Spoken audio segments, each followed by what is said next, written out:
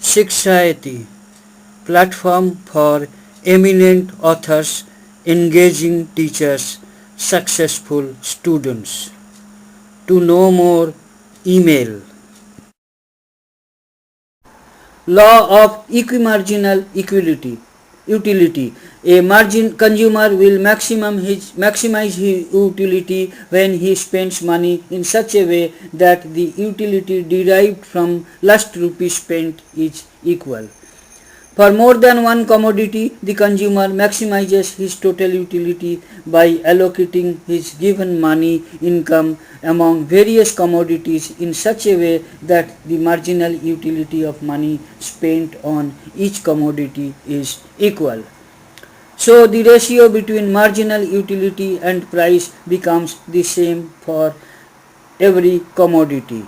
That is, MUX by PX is equal to MEY by PY equal to MUZ by PZ, like that, M up to MUN by PN. This equality is known as law of equimarginal utility.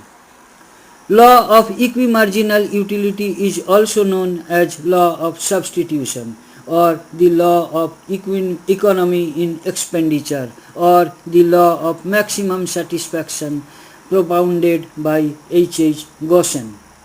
For single commodity, consumer maximizes utility where mu is equal to P. Mu represents the value of marginal utility of a commodity and P represents price of the commodity.